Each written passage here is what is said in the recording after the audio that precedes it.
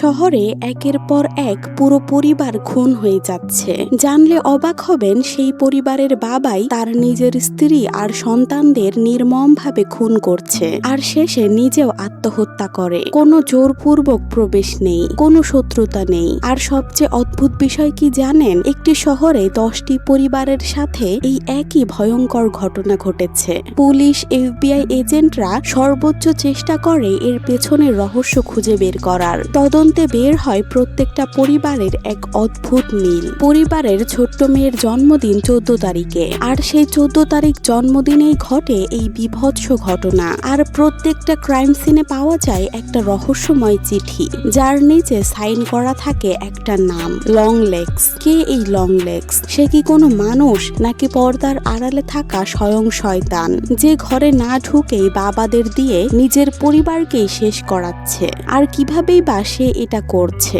আজ আমি এক্সপ্লেইন করতে যাচ্ছি 2024 সালের অন্যতম সেরা mind blowing crime horror revenge thriller movie long legs. এই মুভিটার গল্প এতটাই সাড়া ফেলেছিল হলিউডে যে বেশ কয়েকটা অ্যাওয়ার্ডও পেয়েছিল। তাই একটু মিস না করে শেষ পর্যন্ত দেখতে থাকুন। সময়টা 1974 সাল। US এর নর্থে অবস্থিত বৃহত্তম শহর পোর্টল্যান্ডের একটা ফ্যামিলিকে দেখানো হয়। সেখানে একটা ছোট্ট মেয়েকে দেখা যায়, যে কিনা টেবিলে বসে পড়াশোনা করছে। হঠাৎ তার বাড়ির সামনে একটা গাড়ি এসে উপস্থিত হয়। আসলে মেয়েটির বাড়ির সামনে একটা কাকপক্ষী অথবা কুকুর পর্যন্ত আসে না, সেখানে প্রতিবেশী তো দূরের কথা। তাই হঠাৎ সেখানে একটা গাড়ির উপস্থিতি দেখতে পেয়ে মেয়েটা অনেক কৌতূহল নিয়ে পোলারয়েড ক্যামেরা নিয়ে সেখানে যায়। তার উদ্দেশ্য ছিল সেই লোকটার একটা ছবি ক্লিক করবে। ঘর থেকে বেরিয়ে যখন সে গাড়ির দিকে যায়, সেখানে দেখতে পায় কেউ নেই। হঠাৎ তার মা পেছন থেকে তাকে ঘরে যাওয়ার জন্য ডাকা শুরু করে। উদাস হয়ে যখন মেয়েটা ঘরে ফিরে যাচ্ছিল, ঠিক তখনই লোকটা তার পেছন দিক দিয়ে এসে ভয় দেখায়। লোকটা দেখতে বড়ই অদ্ভুত, গায়ের চামড়া স্বাভাবিকের তুলনায় অস্বাভাবিক ফর্সা। লোকটা তাকে বলে উঠল, আমি কখন থেকে তোমাকে খুঁজে বেড়াচ্ছি, আজ তো তোমার জন্মদিন, তাই না? আহা, ভুলবশত আজকে আমার লম্বা দুটো পা নিয়ে এসেছি। তবে কি হবে যদি আমি? কথাটা বলতেই লোকটা একটা পৈশাচিক হাসা শুরু করলো। তারপর ঘটনা চলে যায় 1990 সালে। বড় একটা মিটিং কনফারেন্স ডাকা হয়। সেখানে সমস্ত FBI এজেন্টরা এসে উপস্থিত হয়েছে। সেখানে একটা ক্রিমিনালকে নিয়ে কথা হচ্ছিল, এবং এটা সেই ক্রিমিনালই যে কিনা এই এতগুলো মার্ডার করে যাচ্ছে। তাদেরকে আমেরিকান একটা মুভির ঘটনা বলছিল, এবং তারপরে সে বলছিল এই ক্রিমিনালটাও সেই আমেরিকান মুভির ভিলেনের মতো, যে কিনা মানুষের বাড়ি বাড়ি গিয়ে হত্যা করে আসে। সে এতটাই চালাক যে কিনা মার্ডার করার পরেও কোনো প্রমাণ রেখে যায় না,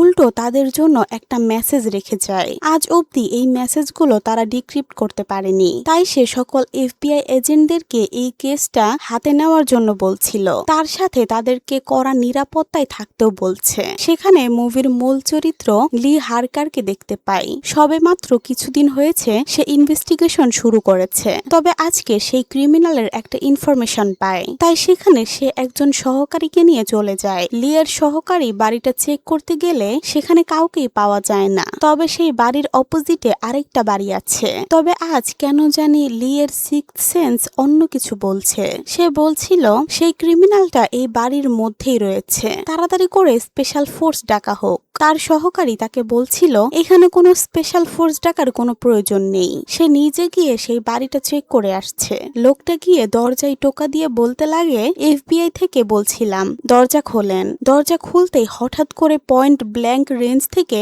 তাকে গুলি করা হয়। লি সেখানে অনেক ভয় পেয়ে যায়। বাড়ির ভেতরে প্রবেশ করতে কাউকেই দেখতে পায় না। সম্পূর্ণ বাড়িটা সে ভয়ের সাথে সাথে চেক করছে। উপরতলায় যেতেই সেই ক্রিমিনালটাকে দেখা যায়। লি তাকে গান পয়েন্ট করে। আসলে এই লোকটা FBI এজেন্টের মার্ডার করেনি, ক্রিমিনালটা সেই বাড়ি থেকে পালিয়ে গিয়েছিল। পরবর্তীতে লি হারকারের একটা স্পেশাল পরীক্ষা নেওয়া হয়। স্ক্রিনে তাকে কিছু অদ্ভুত পিকচার এবং সংখ্যা দেখানো হয়, যেগুলোর উত্তর তার সঠিকভাবে দিতে হবে। এটা এমন একটা এক্সাম, যে এক্সাম পৃথিবীর কিছু সংখ্যক মানুষই উত্তীর্ণ করতে পারে। মূলত এটা একটা সাইকোলজিক্যাল টেস্ট, যেখানে লি হারকার উত্তীর্ণ হয়, যার ফলে FBI এজেন্টের হেড কার্টার লি হারকারকে এই কেসের জন্য স্পেশাল FBI এজেন্ট হিসেবে সিলেক্ট করে। এর কারণ হচ্ছে তার বিচক্ষণতা এবং প্রত্যেকটা কেস সে অন্য চোখে দেখে। তার পয়েন্ট অফ ভিউ ভিউ অথবা পার্সপেক্টিভই সবার থেকে আলাদা। কার্টার সেখানে গাড়িতে বসে একটা কেসের সম্বন্ধে কথা বলছিল, যেখানে পরিবারের মধ্যে সদস্য ছিল 4 জন, যেখানে বাবা 12 বছর ধরে একই কলেজে শিক্ষকতা করত। চার্চের পাশে মা একটা কেক শপ চালাতো। ঠিক 4 মাস হয়ে গেছে তাদের পরিবারের 4 জন খুন হয়েছে। পাশে থাকা আরেকজন FBI এজেন্ট বলে উঠল, পরিবারের 3টা খুন হয়েছে এবং একটা সুইসাইড হয়েছে, যেখানে প্রথমত পরিবারের বাবা তার নিজের স্ত্রীকে প্রায় 61 বারের উপর চাকু দিয়ে স্ট্যাব করেছে, যে পর্যন্ত চাকুটাও না ভেঙে যায়। তারপর ঠিক এইভাবে নিজের 2 মেয়েকে মেরে ফেলেছে এবং সবশেষে সেই বাবা নিজে আত্মহত্যা করেছে। বিষয়টি শুধুমাত্র এইখানেই থেমে নয়, প্রত্যেকটা ক্রাইম সিনে একটা করে চিঠি পাওয়া যায়। এইভাবেই তাদের কাছে ঠিক 10টা চিঠি রয়েছে। ঘটনাটা 10টা বাড়িতে ঘটে গেছে। সবগুলো চিঠির মধ্যে একটা ওয়ার্ড কমন রয়েছে, সেটা হচ্ছে লং লেগস। FBI এটা কনক্লুশনে আসে, এই খুনগুলো যেভাবেই হোক প্রত্যেকটা ফ্যামিলির বাবাকে দিয়ে ঘটানো হচ্ছে। তাই কার্টার লি হারকারকে এই কেসটা সম্পূর্ণ মনোযোগ দিয়ে স্টাডি করতে বলে। কার্টার তাকে বোর্ডের মধ্যে ক্লিপিংস গুলো দেখতে বলে। তাকে বলছিল, এই কেসগুলোর মধ্যে তুমি কোন বিষয়টা সবচাইতে বেশি পর্যবেক্ষণ করতে পেরেছো। সেখানে লি তাকে জানায়, প্রত্যেকটা ফ্যামিলির মধ্যে একটা বিষয় কমন রয়েছে, সেটা হচ্ছে প্রত্যেকটা ফ্যামিলিতেই একটা করে মেয়ে রয়েছে, যাদের প্রত্যেকেরই 14 তারিখে জন্মদিন এবং 14 তারিখেই এই ভয়ঙ্কর ঘটনাগুলো ঘটত। তবে একটা কেস রয়েছে যা কিনা 14 তারিখে ঘটেনি। সেই কেসটাই স্টাডি করার জন্য লি হারকারকে ফাইলগুলো দেওয়া হয়। লি রীতিমতো কাজে লেগে পড়ে। কেসগুলো নিয়ে লি স্টাডি করতে করতে হঠাৎ সেখানেই ঘুমিয়ে পড়ে। কার্টার এসে তার ঘুম ভেঙে দিয়ে তাকে বলছিল তার সাথে যেতে হবে, কিছু কথা রয়েছে। লি সেখানে বুঝতে পেরেছে তার থেকে কেস রিলেটেড কিছু জানতে চাবে। তবে লি স্টাডি করার পরেও এতক্ষণ পর্যন্ত বেশি কিছু জানতে পারেনি, যার জন্য সে তার সাথে যেতে প্রস্তুত ছিল না। তবুও জোরপূর্বক ভাবে লিকে সেখানে নিয়ে যাওয়া হয়। লিয়ার কাছ থেকে সেখানে জানতে চাওয়া হয় এতক্ষণ যাবৎ সে যে রিসার্চ করছিল সমস্ত কেসের ডিটেলস তাকে বলতে। লি সেখানে জানায়, ফরেনসিক টিমের স্টেটমেন্ট অনুযায়ী বাড়ির ভেতরে জোরপূর্বক প্রবেশ করার কোনো চিহ্ন পাওয়া যায়নি। তবে খুনগুলো ঘরের মধ্যেই ঘটে গেছে। আবার ঘরের মধ্যে চিঠি পাওয়া যায়। বিষয়টা একেবারে অদ্ভুত। ঘরে কেউ জোরপূর্বক প্রবেশ না করলে তাহলে ঘরের মধ্যে চিঠি কোথা থেকে আসলো? সে বলছিল তার মাথায় এখনো কিছু ধরছে না, তাকে আরেকটু সময় দিতে। কার্টারের সেখানে ড্রিঙ্কস করা শেষ হলে তাকে বাড়ি পৌঁছে দেওয়ার জন্য রিকোয়েস্ট করে। বাড়িতে গেলে কার্টার লি এর সাথে তার ফ্যামিলির পরিচয় করিয়ে দেয়। কার্টারের ফ্যামিলিতে 2 জন সদস্য রয়েছে, যেখানে তার স্ত্রীর নাম হচ্ছে অ্যানা এবং তার ছোট্ট একটি মেয়ে রয়েছে যার নাম রুবি। স্বভাবগতভাবে রুবি প্রয়োজনের তুলনায় একটু বেশি কথা বলে। সেখানে লিয়ার কাছে একের পর এক প্রশ্নের বোঝা ঠেলে দিচ্ছে রুবি। তবে লি একটু অদ্ভুত আচরণ করছে, তার মানসিক দিক দিয়ে একটু সমস্যা রয়েছে। লি সেখানে জানতে পারে কিছুদিন পর রুবির জন্মদিন এবং রুবি লিকে তার জন্মদিনে ইনভাইট করে। বাড়িতে গিয়ে লি তার টেবিলে বসে স্টাডি করতে বসলে হঠাৎ তার মায়ের থেকে একটা কল আসে। তার মা তার খোঁজ খবর নিচ্ছিল।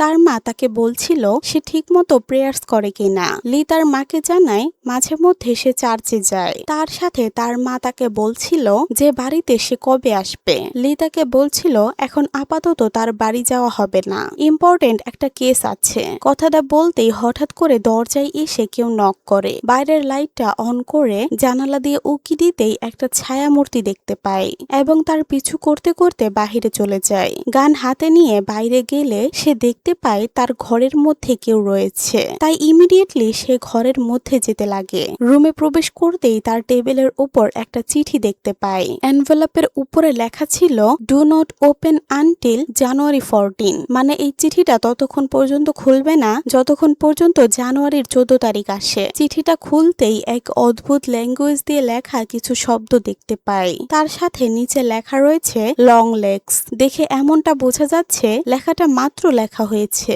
তার মধ্যে কিছু বাইবেলের রেফারেন্স ছিল এবং সেই রেফারেন্স গুলো ব্যবহার করে তাদের মধ্যে থেকে কিছু কমন ওয়ার্ড সিলেক্ট করার পর সে ল্যাঙ্গুয়েজটাকে ডিটেক্ট করতে সক্ষম হয় এবং যখন সে সেই চিঠিটা ডিকোড করলো সেখানে তা পড়ার পর দেখতে পেল এটা একটা থ্রেড লেটার, যেখানে লেখা ছিল তাদের বলে দাও এটা তুমি কোথা থেকে পেয়েছো, তোমার মস্তিষ্কে এমন চিন্তাধারা কোথা থেকে এসেছে এবং আমি তোমার মায়ের ড্যাশ কেটে তাকে রক্তাক্ত করে মেরে ফেলবো। So sorry. এই চিঠিটাতে এমন ব্রুটাল কিছু লেখা আছে যেটা আমি বলতে পারবো না, কারণ এইটা ইউটিউবের পলিসির বিরুদ্ধে। আমি কিছু বললে এই ভিডিওটাকে রেস্ট্রিক্ট করে দেওয়া হবে। তো আপনারা বুঝে নেন যে এখানে অনেক ব্রুটাল কিছু লেখা আছে তার মাকে নিয়ে, যে তার মাকে এটা করবে সেটা করবে বা এরকম কিছু একটা। তবে এক কথায় বলতে গেলে মেসেজটা খুবই ব্রুটাল ছিল। একটু পর তার টিম থেকে কল আসে যে কার্টার তাকে ইমিডিয়েটলি আসতে বলেছে। লি সেখানে যাওয়ার পরপরই সেখানে একটা চিঠি পায়, যেই চিঠিটা ইমিডিয়েটলি ডিকোড করে ফেলে। বিষয়টা দেখে কার্টার তো রীতিমতো অবাক হয়ে যায়। সেখানে জানা যায় এই ফ্যামিলি নাকি 1 মাস আগে ভ্রমণের জন্য টিকিট বুক করেছিল। আশেপাশের পাড়া প্রতিবেশীরা হয়তো মনে করেছিল তারা ট্রিপে চলে গিয়েছে, তাই তাদের কেউ খোঁজ নিতে আসেনি। তবে এই মার্ডারটা হয়ে গেছে 1 মাস আগে। ঘটনাটি ঠিক সেই একই রকম বাকিগুলো কেস যেমনটা হয়েছিল, ঠিক একই ঘটনা এখানেও ঘটেছে। 14 তারিখে তাদের মেয়ের জন্মদিন ছিল এবং সেই দিনই তাদেরকে হত্যা করা হয়। সেখানে তারা লাশগুলো দেখার জন্য চলে যায়। লাশগুলোর মধ্যে পচন ধরে পোকা ধরে গেছে। কার্টার লাশের গন্ধ সহ্য করতে না পেরে সেখান থেকে চলে যায়। তাছাড়া লিয়ের কাছে বিষয়গুলো একেবারে স্বাভাবিক মনে হচ্ছে। সেই বাড়িতে থাকা বিড়ালটা লিয়ের দিকে তাকিয়ে হিংস্র গর্জন দেয়। লিয়ের মা তাকে কল করে তাকে আবার জিজ্ঞেস করে সে সামনের সপ্তাহে আসবে কিনা, কারণ সামনের সপ্তাহে তার জন্মদিন। তাছাড়াও বারবার তার মা তাকে একটাই কথা বলে যাচ্ছিল যে সে ঠিকমতো প্রার্থনা করে কিনা, কেননা প্রার্থনা আমাদেরকে শয়তান থেকে রক্ষা করে।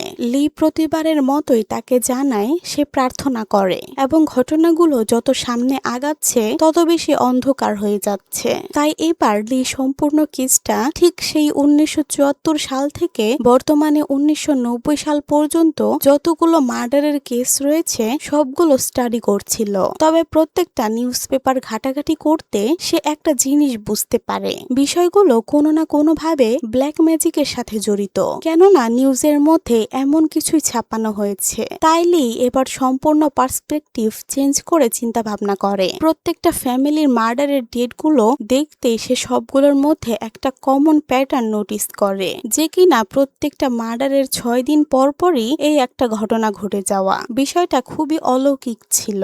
এর আগেও যখন সে তার ওয়ার্ডগুলো ডিক্রিপ্ট করছিল সেখানেও সে 666 দেখতে পেয়েছিল এবং এই বিষয়গুলো ইন্ডিকেট করছিল সম্পূর্ণ ব্ল্যাক ম্যাজিকের দিকেই। তাই সেখানে সে 9 সার্কেলের অফ হেল নামক এক বই খুঁজে বের করে। স্যাটানিক সাইন সিম্বল দেখতেই সে ত্রিভুজের মতো একটা 666 এর সিম্বল দেখলে তার মাথায় কিছু প্রশ্ন ঘুরপাক খায়। তাই সেই কাগজটা ভাঁজ করে সেই মার্ডারের ডেটগুলোকে আঁকা শুরু করে।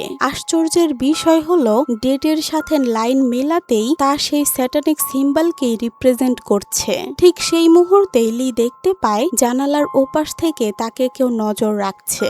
অবয়বটার মাথায় 2টো শিং রয়েছে, যার মানে দাঁড়ায় শয়তান তাকে পর্যবেক্ষণ করছে। পরের দিন সকালবেলা কার্টারকে এই সম্পূর্ণ বিষয় সে খুলে বলে। কার্টার এই সব কিছুই বুঝতে পারছিল না, তাই তাকে এই বিষয়গুলো বুঝিয়ে বলতে বলে। লিয়ের তথ্য অনুযায়ী সে তার অ্যালগরিদম বুঝতে পেরে গেছে। সে আসলে প্রত্যেকটা ফ্যামিলিকে টার্গেট করছে না, বরং সে একটা স্যাটানিক সিম্বল ক্রিয়েট করছে। তবে এবার তার একটাই মাত্র ডেট বাকি রয়েছে, যেটা কিনা এই ত্রিভুজটাকে কমপ্লিট করবে এবং সেই তারিখটা হচ্ছে 13 তারিখ। তবে এইখানে ইন্টারেস্টিং একটা ব্যাপার জানা যায়, সেটা হচ্ছে আর বাকি পরিবারগুলোর মতো সেই হত্যাকাণ্ডে ক্যামেরা পরিবারের একজন সদস্য বেঁচে যায়। সেটা হচ্ছে ক্যামেলা পরিবারের মেয়ে, যার নাম ক্যারিয়ান। সেদিন ক্যামেলা পরিবারের হত্যাকাণ্ডের সময় ক্যারিয়ান তার স্কুলের মধ্যে ছিল, যার কারণে সে পরবর্তীতে বেঁচে যায় এবং বর্তমানে সে একটা মানসিক হাসপাতালের মধ্যে রয়েছে। তাই তারা ডিসিশন নেয় ক্যারিয়ানের সাথে দেখা করতে যাবে।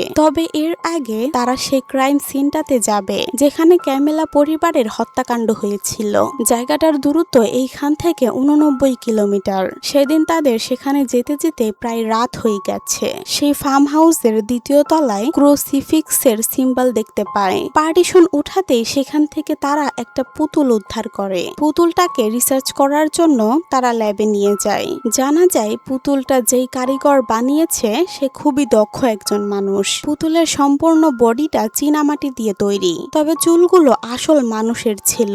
ইন্টারেস্টিং বিষয় হচ্ছে পুতুলের মাথার ভেতরে একটা গোল পার্টিকেল পাওয়া যায়। এই গোল বলটা থেকে এক ধরনের সাউন্ড ওয়েভ তৈরি হয়। প্রফেসর যখন সেই সাউন্ড ওয়েভটা তাদেরকে শোনাচ্ছিল, ঠিক সেই মুহূর্তে লি কিছু ভিশন দেখতে পায়। প্রফেসর জানায় গত রাতে যখন সে এই বলটা পর্যবেক্ষণ করছিল, তখন সেই বলটা তার এক্স ওয়াইফের নাম বারবার উচ্চারণ করে যাচ্ছিল। সে বলছিল এটা হতে পারে তার মনের ভুল, অথবা তার সাথে বাস্তবে এমনটা ঘটেছে। পরবর্তীতে আমরা দেখতে পাই একটা বৃদ্ধ লোক যে কিনা একটা স্টোরের মধ্যে প্রবেশ করে। লোকটা সেখান থেকে কিছু একটা কেনার পর যখন ক্যাশিয়ারে বসে থাকা মেয়েটার সাথে কথা বলতে যায়, তাকে তার নাম এবং তার জন্মদিন ডেট জিজ্ঞেস করে। তার কথার ভঙ্গিমা একটু অন্যরকম ছিল। মেয়েটা চিৎকার করে তার বাবাকে ডাক দিয়ে বলছিল, বাবা, সেই অদ্ভুত লোকটা আবারও এসেছে। তৎক্ষণাৎ সেখান থেকে সেই লোকটা চলে যায়। রাস্তায় যাওয়ার পথে সেই লোকটা অদ্ভুতভাবে চিৎকার করছিল। অন্যদিকে লি হার্কার এবং কার্টার মিলে ক্যারিয়ানের হাসপাতালে যায় তার সাথে দেখা করার জন্য। ডক্টর তাদেরকে বলছিল 2 দিন আগেও ক্যারিয়ান রোগী ছিল। এটা এমন এক ধরনের রোগ যেখানে একটা মানুষ স্ট্যাচুর মতো স্টিল হয়ে থাকে। তার আচরণে অনেক সহিংসতা দেখা যায়। এদেরকে ম্যানিপুলেট করা অনেক সহজ। এদের দিয়ে বিনা দ্বিধায় কাউকে মার্ডারও পর্যন্ত করা যায়। লোকটা জানায় সে এখানে চাকরিতে এসেছে 8 বছর হয়ে যাবে এবং সে আসার পর থেকেই এই মেয়েটাকে দেখছে। তবে তারপর গত পরশু ঘটলো এক অদ্ভুত অলৌকিক ঘটনাটা হয়েছে কি, গত পরশু একজন লোক এসেছিল এই মেয়েটাকে দেখার জন্য। আশ্চর্যের বিষয় হলো লোকটা এসে তার মাথার পেছনে মনে হলো একটা সুইচ চেপে দিল এবং মেয়েটা তৎক্ষণাৎ সেখানে ঠিক হয়ে গেল। কার্টার জানতে চাচ্ছিল সেই লোকটাকে সে দেখেছে কিনা। ডক্টর বলল তখন সে ডিউটিতে ছিল না, তবে সে ভিজিটর হিসেবে স্বাক্ষর করে গিয়েছিল। খাতাটা দেখতেই যেমন তাদের মাথায় আকাশ ভেঙে পড়ে। সেখানে ভিজিটরের নাম লেখা ছিল লি হার্কার। বিষয়গুলো উপেক্ষা করে সে ক্যারিয়ানের সাথে দেখা করতে গেল। কার্টার বাইরে দাঁড়িয়ে রয়েছে এবং ভেতরে রুমের মধ্যে লি ক্যারিয়ানকে জিজ্ঞাসা করে তার কাছে সেদিনকার ঘটনা সে জানতে চায়। ক্যারিয়ান বলে, তোমাকে আমি দেখেছি, তুমি হয়তোবা কোনোদিন আমার বাড়িতে গিয়েছিলে, অথবা তোমার মতো দেখতে কেউ। লি তাকে তার বাবা মার সম্বন্ধে জিজ্ঞেস করে। সেখানে মেয়েটা বলে তার বাবা মা দুজনেই কোনো দিনই ঠিক ছিল না, তবে তার বাবা একটু ভালো ছিল, তাই সে এই কাজগুলো করেছে। সেদিনকার দৃশ্য আমাদেরকে এক এক করে দেখানো হয়। অ্যাকচুয়ালি মেয়েটার বাবা মা দুজনেই কোনো একভাবে হঠাৎ করে অদ্ভুত ধরনের আচরণ শুরু করে। যেদিন হত্যা হয়েছিল সেদিন ক্যারিয়ানের চার্চের ফাদার দেখা করতে এসেছিল এবং এক ধরনের পজিশনের মধ্যে পড়ে ক্যারিয়ানের বাবা চার্চের প্রিস্টকে কুড়াল দিয়ে কুপিয়ে হত্যা করে এবং ঠিক তারপরেই ক্যারিয়ানের মাকেও সে হত্যা করে। মেয়েটা লি এর সাথে যেভাবে কথা বলছে তার কথা কোনো কিছুই বোঝা যাচ্ছে না। আসলে এমনিতেও মেয়েটা একটা সাইকো। লি যখন মেয়েটাকে গত পরশু যে ভিজিটর তাকে দেখতে এসেছিল তার বিষয় জিজ্ঞেস করলে সে বলে, ও গড, সেই লোক, আমি ভুলতেই চাই না। সে যদি আমাকে বলে তোমাকে মার্ডার করতে, তাহলে এতক্ষণে আমি তোমাকে মার্ডারও করে ফেলতাম। এবং এই বলতেই লিকে সে অকথ্য ভাষায় গালাগালি শুরু করে। সেখানে সে আরো বলছিল ডাউনস্টিয়ারে যে থাকে, মানে নিচতলায় যে থাকে, সে যদি আমাকে বলে জানালা দিয়ে লাফ দিয়ে মারা যেতে, আমি তৎক্ষণাৎ সেটাই করে ফেলবো। পরবর্তীতে লি সেখান থেকে চলে আসে। তবে লিকে আমরা আপসেট দেখতে পাই। অফিসে আসার পরে কার্টার বলছিল 1975 সালে লোকটা তার ফ্যামিলিকে হত্যা করার পর আবার 20 বছর পরে এসেছে তার মেয়েকে ঠিক করার জন্য। বিষয়টা কিছুটা আধ্যাত্মিক মনে হলো না? তার সাথে সেখানে তারা পুতুলটা নিয়েও ডিসকাস করে। লি এর যুক্তি অনুসারে লি ভাবছিল যে এই পুতুলগুলো দিয়েই হয়তো ব্ল্যাক ম্যাজিকের মাধ্যমে মানুষকে বশ করা হয় এবং তাকে দিয়েই এই মার্ডারগুলো করানো হচ্ছে। তবে কার্টারের কাছে বিষয়গুলো যুক্তিসম্পন্ন ছিল না, কেননা এখন তো ব্ল্যাক ম্যাজিক আমেরিকাতে বৈধ। তাছাড়া কার্টার ব্ল্যাক ম্যাজিককে বিশ্বাসও করে না। সে বলছিল লং লেগস একজন মানুষ, কোনো ডেভিল না। কথাটা সেখানে পাল্টে গিয়ে কার্টার তাকে বলছিল এই কেসের সাথে তোমার সম্পর্ক কি? কেননা সেই মানসিক হাসপাতালের মধ্যে ভিজিটরদের লিস্টে তোমার নাম লেখা ছিল। যখন থেকে তুমি এই কেসটা হাতে নিয়েছো তখন থেকে কেমন যেন সবকিছু গরম লাভার মতো ফুটে উঠেছে। দাঁড়াও, তোমার ব্যাকগ্রাউন্ডটা আমি আবার ভালোভাবে চেক করছি। লি আবার বলছিল এই কেসের সাথে আমার সম্পর্ক বা কি থাকতে পারে? কার্টার তাকে অবাক করে দিয়ে বলে 1974 জানুয়ারির 13 তারিখে তোমার মা পুলিশ স্টেশনে একটা কমপ্লেইন করেছিল। তা তাছাড়া তোমার মায়ের সাথে লাস্ট কবে দেখা হয়েছিল তোমার? লিয়ের সামনে একগুচ্ছ প্রশ্ন দাঁড় করায়। সেখানে সে আরো জানায় সেদিন তার মা যে কমপ্লেন করেছিল সেটা ছিল তার বাড়িতে একজন অচেনা লোক এসেছিল এবং সেই দিনটা ছিল তোমার 9তম জন্মদিন। কার্টারের কাছে বিষয়গুলো সবচেয়ে বেশি সন্দেহজনক মনে হচ্ছিল, তাই তাকে সে অর্ডার দেয় সে যেন তার বাড়িতে যায় এবং তার মায়ের সাথে এই বিষয়গুলো নিয়ে আলোচনা করে। তাছাড়া লিকে সেখানে জিজ্ঞেস করা হয় সেই ব্যক্তিটার ফেস মনে আছে কিনা। লি সেখানে জানায় সে কোনোদিনই এমন কোনো ব্যক্তিকে দেখতে পায়নি। এখন যেই কথা সেই কাজ। অর্ডার মানতে লি বাধ্য হয়ে তার মার কাছে যায়। নিজ বাড়িতে যাওয়ার পর তার মা রুথের সাথে দেখা হয়। প্রথমত রুথকে দেখতে একটু অদ্ভুত লাগছিল। অনেকদিন পর লিকে দেখার পরে সে আবারও সেই একই কথা তাকে বলতে থাকে, তুমি ঠিক মতো প্রার্থনা করো তো? তবে লি এবার সত্যটা বলে। সে তার মাকে বলে সে কোনোদিনই চার্চে যায়নি, প্রার্থনা করেনি, প্রার্থনা করতে তার ভয় করে। তার মাও তাকে রসিকতা করে বলে প্রার্থনা করে বা কি লাভ, ওগুলোতে তো কোনো কাজ হয় না। আর সেখানে অট্ট হাসিতে মেতে ওঠে। লি যায় তার মায়ের জন্য রান্না করতে। তবে লির কাছে তার মায়ের এই আচরণ বেশ অদ্ভুত লাগে। হঠাৎ তার রুমের মধ্যে গিয়ে তার নজর পড়ে এবং সেখানে দাঁড়িয়েই এক ধ্যানে কিছু ভিশন দেখা শুরু করে। প্রত্যেকবারই সে তার ভিশনের মধ্যে রক্ত, অন্ধকার জগৎ, সাপ ইত্যাদি অনেক কিছুই দেখতে পায়। পরবর্তীতে লি তার মায়ের কাছ থেকে 1974-এর ঘটনা জানতে চায়। আসলে সেদিন তার জন্মদিনে রাতে কি হয়েছিল। রুথ তার কথাগুলো একেবারেই উপেক্ষা করে যাচ্ছে। এক কথায় তার কথার কোনো পাত্তাই দিচ্ছে না। তবে লি তাকে জানায় সে এখন আর বাচ্চা না, সে বড় হয়ে গেছে।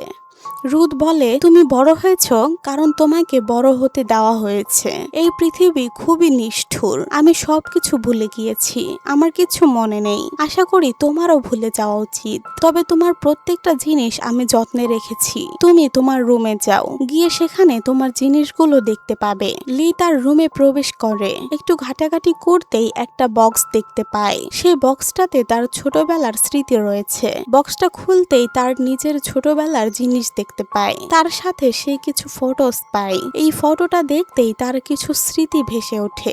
আসলে মুভির শুরুতে আমরা যে ছোট্ট মেয়েটাকে দেখতে পেয়েছি সেই মেয়েটাই হচ্ছে লি হারকার। সেই দিন তার জন্মদিনের দিন সেই অদ্ভুত লোকটা তার সাথে দেখা করতে আসে। লিয়ের মা যখন তাকে ঘর থেকে ডাকছিল লি ঘরে ফিরছিল না, তাই তার মা সেখানটা চেক করার জন্য আসে। রুথ এসে সেই ব্যক্তিটাকে দেখতে পায় যে কিনা পৈশাচিক ভাবে হাসছিল।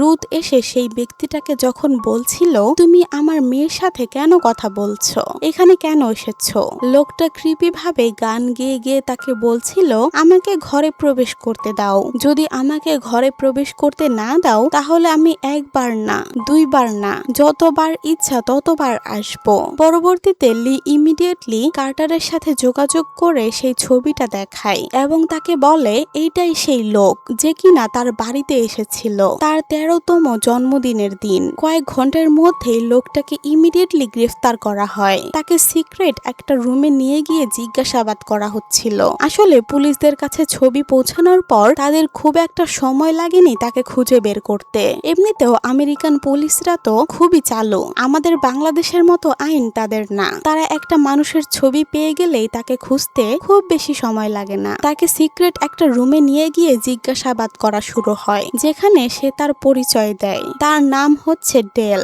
জিজ্ঞাসাবাদের সময় সে তাকে বলছিল লি কখন আসবে, আমি লি এর সাথে দেখা করতে চাই। যখন তাকে জিজ্ঞাসা করা হয় তুমি লিকে কিভাবে চেনো, সে তাকে বলে লি তার বন্ধু এবং সেখানে সে লিকে বার্থডে উইশ করা শুরু করে। অন্যান্য FBI এজেন্টরা সেখানে উপস্থিত ছিল এবং তারা লিকে বিভিন্ন প্রশ্ন জিজ্ঞাসা করছিল এবং তারা বলছিল আমরা শিওর যে লোকটা ব্ল্যাক ম্যাজিক করে, তবে বর্তমান সময়ে ব্ল্যাক ম্যাজিক কোনো অপরাধ না। তবে এইখানে প্রশ্নের বিষয় একটা, ডেল তোমাকে কিভাবে চেনে? লি সেখানে জানায় সে জানে না, তবে তার বিপরীতে সে বুক অফ রেভুলেশনের চ্যাপ্টার নাম্বার 13 ভার্স 1 এর একটা লাইন শোনায়। সেখানে বলা হয়েছিল দাঁড়িয়েছিলাম সমুদ্র তীরের বালিতে, দেখলাম এক জন্তুকে সমুদ্র থেকে উঠে আসতে, যার ছিল 7টা মাথা, 10টা শিং, শিংগুলোতে ছিল 10টা মুকুট, আর প্রতিটি মাথায় লেখা ছিল অপবিত্র নাম। এই রেফারেন্স দিয়ে সে বলছিল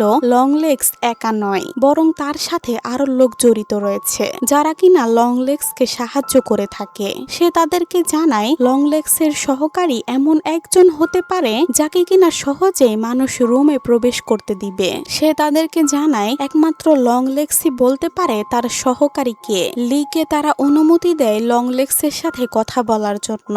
রুমে প্রবেশ করতেই ডেল তাকে দেখে খুশি হয়ে যায়। ডেল তাকে বলছিল যখন তোমার বয়স 20 বছর ছিল, যখন তুমি পুলিশে যোগদান দিয়েছিলে এবং সেদিন আমি এবং সে মিলে তোমাকে নিয়ে অনেক হাসি ঠাট্টা করেছিলাম। লি তাকে জিজ্ঞেস করলো সেই ব্যক্তিটা কে। ডেল অর্থাৎ লংলেগস তাকে বলে সেই ব্যক্তিটা ডাউনস্টেয়ারে থাকে। সে তোমাদের সবাইকে বেছে নিয়েছে তার নোংরা কাজের জন্য। লি সেখানে জিজ্ঞেস করছিল তোমার সহকারী কে, কে তোমাকে সাহায্য করে। ডেল অর্থাৎ লংলেগস চিৎকার করে বলে কনগ্রাচুলেশন, আপনারা চার্চ থেকে একটা উপহার পেয়েছেন। আপনারা সেই স্পেশাল ব্যক্তি যাদেরকে এই উপহারটা পাঠানো হয়েছে। কথাগুলো কিছুই বোঝা যাচ্ছিল না, তবে সে আমাদের একটা হিন্ট দিয়ে বলে হয়তোবা আমি থাকবো না, তবে সে তার কাজ ঠিকই আদায় করে নেবে। সে তার সঠিক উত্তরাধিকার পেয়ে গেছে। এই বলতেই সে নিজেকে টেবিলের মধ্যে মাথায় আঘাত করতে করতে সেখানেই মারা যায়। মারা যাওয়ার আগে লি তাকে বলে 1974 সালে সেদিন কি হয়েছিল। তার উত্তরে ডেল তাকে বলছিল তা তোমার মাকে গিয়ে জিজ্ঞেস করো। পরবর্তীতে FBI টিম থেকে লি এর উপর অনেক প্রেসার আসে, কেননা তার জন্য এত বড় একটা ক্রিমিনাল মারা গেছে। সেদিন লি তার সাথে একজন FBI এজেন্টকে নিয়ে তার বাড়ির উদ্দেশ্যে রওনা হয়, এটা জানার জন্য যে ডেলের আরো সহকারী কারা কারা আছে। এই খবরটা তার কেন যেন মনে হচ্ছে তার মা জানে, কেননা ডেল শেষবারের মতো তার মায়ের কথা উচ্চারণ করছিল। বাড়িতে প্রবেশ করতেই সে তার মাকে কোথাও দেখতে পায় না। হঠাৎ করে বাহির থেকে গুলির আওয়াজ আসে। সে গিয়ে দেখতে পায় তার সাথে যে FBI এজেন্টরা এসেছিল তাদেরকে তার মা গুলি করে হত্যা করে ফেলেছে। হঠাৎ করে তার মাকে খুঁজে না পেলে সে খোঁজা শুরু করে। এক পর্যায়ে তার মাকে একটা পুতুলের সাথে দেখা যায়। পুতুলটা দেখতে সম্পূর্ণ ছোটবেলার লি এর মতো ছিল। লি তার মাকে বলছিল তুমি এসব কি করছো। তার মা তাকে বলে ডেল কোথায় রয়েছে। লি তার মাকে বলে দেয় যে ডেল মরে গেছে। রুথ এটা শুনে বলে সে মরে গেছে, তাহলে আজ তুইও মুক্ত হয়ে যা। ঠিক সেই মুহূর্তেই হাতে বন্দুক দিয়ে সেই পুতুলটার মাথায় গুলি করে এবং তার সাথে সাথে হঠাৎ করেই সেখানে লি অজ্ঞান হয়ে যায়। পরবর্তীতে আস্তে আস্তে লি এর সম্পূর্ণ জ্ঞান ফিরে আসে। একদিন তার মা তার সাথে বসে বসে গল্প করছিল।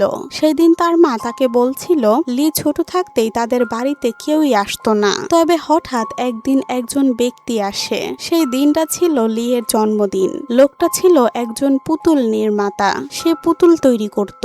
সেই লোকটাকে তারা নিজেদের বেসমেন্টে জায়গা দেয়, যেখানে কিনা সে সব সময় পুতুল বানাতো। তবে সে করত শয়তানের কাজ। সেই পুতুলগুলো দিয়ে অনেক ভয়ানক কালো জাদু করত। লোকটা চাইতো সেই মহিলার মেয়েটাকে। আসলে শয়তান সেই মহিলার ছোট্ট মেয়েটাকে নিজের করে পেতে চাইতো, তবে সেই মা তা কখনোই হতে দিতে পারত না। লোকটা তার মেয়েকে মেরে ফেলার হুমকি দিয়েছিল। তাই সেই মা তার নিজের মেয়ের খাতিরে শয়তানের সাথে একটা চুক্তি করেছিল। সে শয়তানকে সব দিক দিয়ে সাহায্য করতে প্রস্তুত, তবে তার মেয়ের যেন কোনো কিছু না হয়। তবে সেই লোকটা সেই ছোট্ট মেয়েটাকে একটা পুতুলের মাধ্যমে সবকিছু ভুলিয়ে দিয়েছে। এরপর থেকেই সেই নিরীহ মা শুরু করলো একের পর এক পরিবারকে হত্যা করার কাজ। এইখানে সম্পূর্ণ ঘটনা বলা হচ্ছে লি এর মা রুথের ঘটনা। ডেল রুথকে পুতুল বানিয়ে দিত এবং সেই পুতুল নিয়ে রুথ কিছু টার্গেট করা পরিবারের দরজায় গিয়ে নক করত। তবে সেই সাধারণ মানুষ হিসেবে যেত না, বরং সে একজন চার্চের নানের ড্রেস পরে তারপর প্রত্যেক ফ্যামিলিতে প্রবেশ করত। কারণ খ্রিস্টান ধর্মীয় সবাই চার্চের নান দেখলে তাদেরকে আর ঘরের দরজা থেকে ফিরিয়ে দিত না। তাই তারা এই কৌশলটা অবলম্বন করত। তারা বলতো এই ডলটা তাদেরকে চার্চ থেকে উপহার পাঠানো হয়েছে। যখন সেই পুতুলটা সেই পরিবারে প্রবেশ করত, সবাই আস্তে আস্তে কালো জাদুর বশে চলে আসতো। ঠিক তখনই ঘটতো সেই পৈশাচিক ঘটনা। আসলে ডেল পুতুল বানিয়ে রুথকে দিয়েই এই সব করাতো, আর পুতুলটা ঘরে প্রবেশ করার সাথে সাথেই ঘটতো সেই পৈশাচিক ঘটনা। স্বামী নিজের স্ত্রীকে এবং সন্তানকে সেখানে খুন করত। এগুলো করা হতো শয়তানকে মুগ্ধ করার জন্য। এতটুকু ঘটনা থেকে জানা যায় ডেল অ্যাকচুয়ালি একজন সাইকোপ্যাথ ছিল, যে কিনা শয়তানের পূজা করত এবং প্রত্যেকটা ফ্যামিলিকে নৃশংসভাবে মেরে ফেলত। তবে মুভিটির মধ্যে ডেলের সম্পর্কে কোনো কিছুই জানানো হয়নি। পরবর্তীতে লিয়ের জ্ঞান ফিরে আসলে হঠাৎ করে বাড়ির টেলিফোনে রিং বাজা শুরু হয়। ফোনটা উঠাতেই অপর প্রান্ত থেকে তাকে ভয়ানক কণ্ঠে কেউ একজন বলছিল, তুমি হয়তো রুবির বার্থডে পার্টিটা মিস করে ফেলেছ। সেখানে লিয়ের কোনো কিছু চিন্তা ভাবনা না করেই তাড়াতাড়ি গিয়ে কার্টারের বাড়িতে পৌঁছায়, কারণ আজকেই হচ্ছে 13 তারিখ। তবে আশ্চর্যের বিষয়, লি সেখানে তার মাকে দেখতে পায়। সেখানেও সে একটা পুতুল নিয়ে এসেছে। লিয়ের আর বুঝতে বাকি নেই যে এইবার এই 13 তারিখে কার্টারের পরিবার টার্গেট ছিল। হঠাৎ করেই কার্টার এবং তার স্ত্রী অ্যানার ব্যবহারের মধ্যে কিছুটা পরিবর্তন দেখা যায়, আর রুবি সেই পুতুলটার কাছ থেকে সরছেই না। এক পর্যায়ে কার্টার নিজের কন্ট্রোল হারিয়ে তার স্ত্রীকে নির্মমভাবে চাকু দিয়ে হত্যা করে। তার সাথে সেখানে লিয়ের মা রুথ বসেছিল। সে বলছিল, আমি পড়বো, ঘুরবো, সবসময় আগুনের মধ্যে জ্বলবো। আমি আমার শেষ নিঃশ্বাস পর্যন্ত শয়তানের সাথে কাজ করে যাব। কার্টার যখন নিজের মেয়েকে মারতে আসে, লি তার হাতে থাকা বন্দুক দিয়ে কার্টারকে গুলি করে হত্যা করে। এখন যেভাবেই হোক ট্রায়াঙ্গেল তো কমপ্লিট করতেই হবে। তাই এবার লিয়ের মা ডিসিশন নেয় সে তার নিজের হাতে সেই ছোট্ট বাচ্চাটিকে মেরে ফেলবে, কেননা শয়তানের ইচ্ছা এটাই। সেই ছোট্ট মেয়ে রুবিকে বাঁচানোর স্বার্থে লি সেখানে নিজের মাকে গুলি করে হত্যা করে। তবে যখনই সে সেই পুতুলটাকে গুলি করতে চায়, ঠিক তখনই দেখা যায় তার বন্দুকের গুলি শেষ হয়ে গেছে এবং তার সাথে সাথে মুভিটা এইখানেই শেষ হয়। মুভিটার মধ্যে এখনো অনেক রহস্য রয়েছে। আশা করি এই মুভিটার শীঘ্রই কোনো প্রিকুয়েল অথবা সিকুয়েল আমরা দেখতে পাবো, যেখানে এই লংলেগসের জীবনের আসল কাহিনী অথবা তার এইসব করার পেছনের আসল ঘটনা জানতে পারবো। যদি সেই মুভি আসে তাহলে অবশ্যই আমি এক্সপ্লেইন করব। তাছাড়া যদি এই মুভিটা ভালো লেগে থাকে তাহলে অবশ্যই আমার চ্যানেলটাকে সাবস্ক্রাইব করে পাশে থাকা বেল আইকনটাতে ক্লিক করবেন। তো আজ এই পর্যন্তই, কথা হবে এর পরের ভিডিওতে।